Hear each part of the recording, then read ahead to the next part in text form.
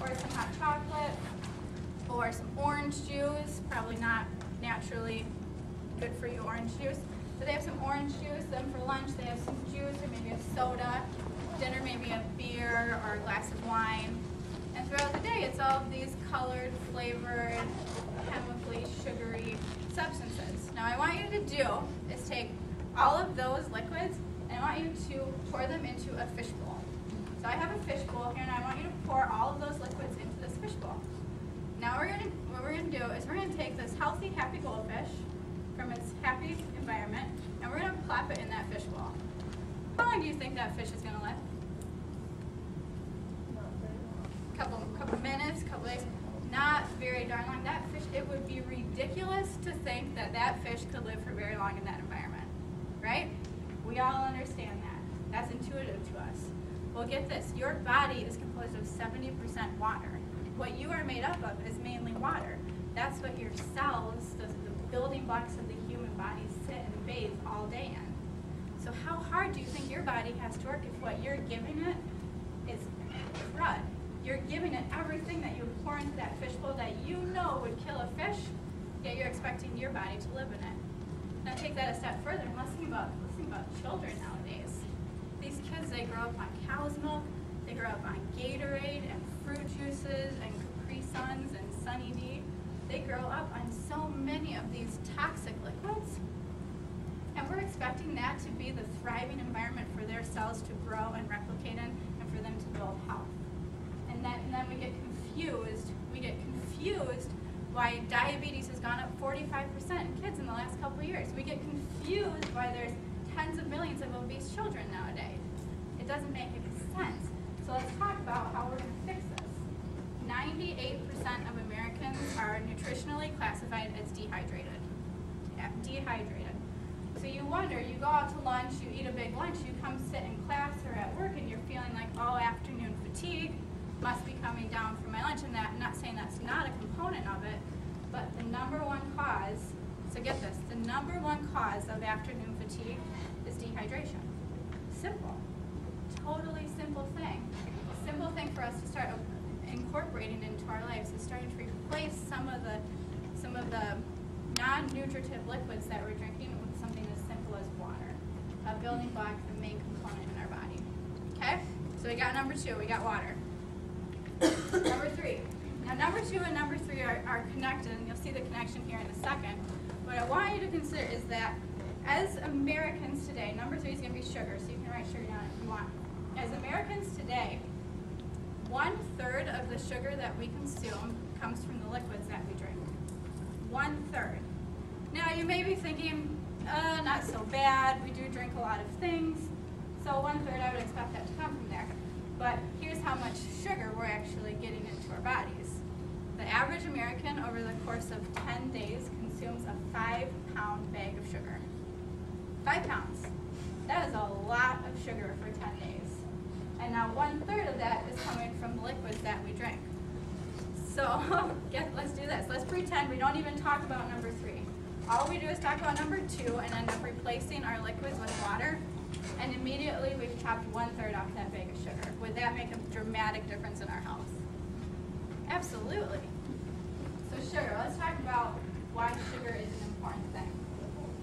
We all realize heart disease, cancer, diabetes, all these degenerative diseases are on the rise right now.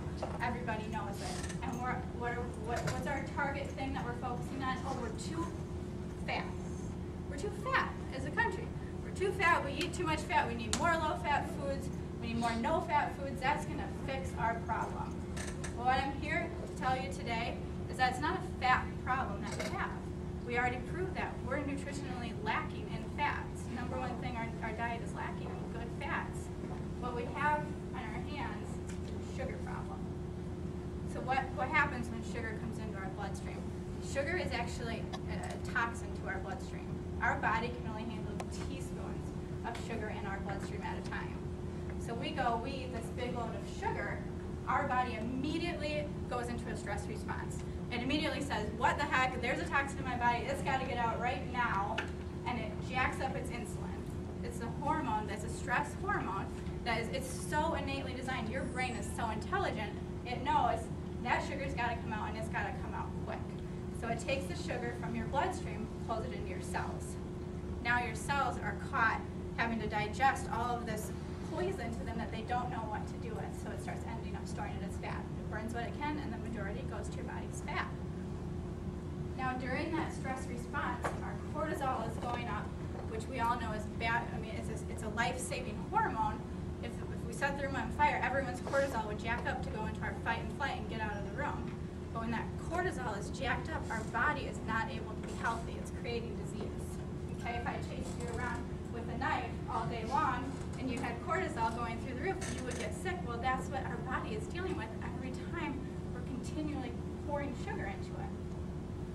Now, the last thing that I really want to drive home about sugar is that in the 1930s, a group of German researchers came upon a startling revelation. And this to me, because, you know, I've learned this stuff before, and I've still always had trouble really kicking my sugar habit. It's a habit. It's addictive. Ask my husband. We went on a cleanse, and he ate a whole bag, like a big bag of M&Ms in a night because he was so sugar deprived. Like, I mean, it's addictive. It's not it's addictive. But here's what German researchers actually showed.